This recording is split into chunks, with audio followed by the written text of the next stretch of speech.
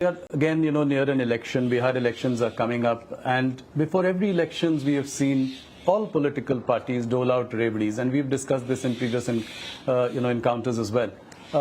Does this worry you? State after state, promising welfare schemes, doling out reveries, and how does it all really add up for a country like ours? I think I'll speak for all finance ministers. Yes. It is a very, very difficult thing. To have a scheme approved and also budgeted for is not wrong. And I would approve of that, because that at least takes the view of the legislature and also makes it public about how they are financed, and therefore also brings in that responsibility to keep your revenue generation equally attended to.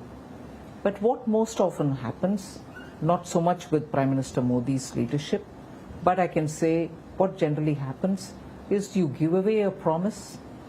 Once you have to come to fulfill it, you're searching and scrambling for resources. And if you're an opposition-ruled party, it is very quickly arsenal in your hand to say central government is not giving me money. That's the biggest unsustainable argument. I'm more tempted to say bogus argument, because you give a promise, you win the election, you come to power, and then after that you're not able to fund it. Yeah, why would you want to? A lot of cases. Yes, why would you want to throw the blame at somebody else, particularly the union government? Yes. So this kind of sort of recklessness in dealing with public finance has got to be discouraged. There's no doubt on it. Nirmala ji, India holds about $227 billion of US Treasury securities. It also holds a lot of gold in its reserves. Should we diversify away from US Treasuries for reserves? To some extent, I think the Reserve Bank of India has already started doing it. I wouldn't want to divulge more by saying how are they doing it.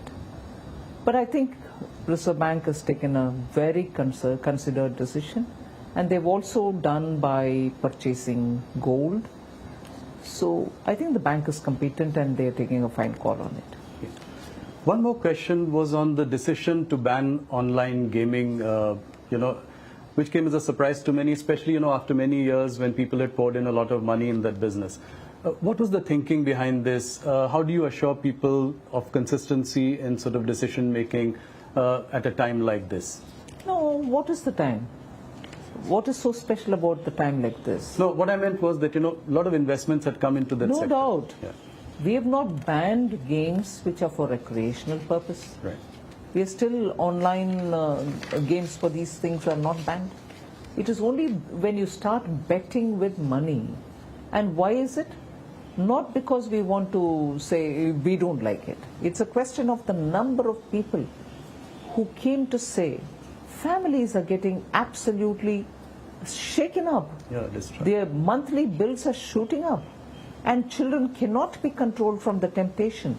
And many children, in fact, I wouldn't mind even saying this. There was a finance minister who once met me in a very different context. Right.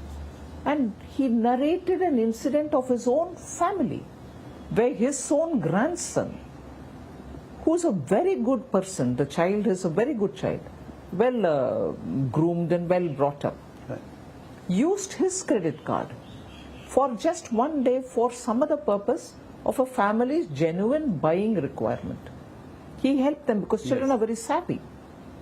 Post that another day, he picked up the card and said, I want to just do something. They said, all right, please. Because they never suspected this child as, into games and into betting and things like that.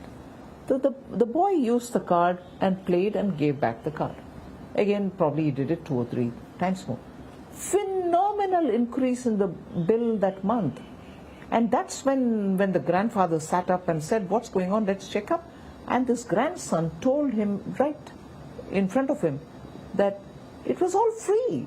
I didn't go into any money playing game. He didn't know. So the methodology is, say it's free, you get in, and for the duration of time that you played, some kind of a charge is put, and again tempts you to go into another round and so on.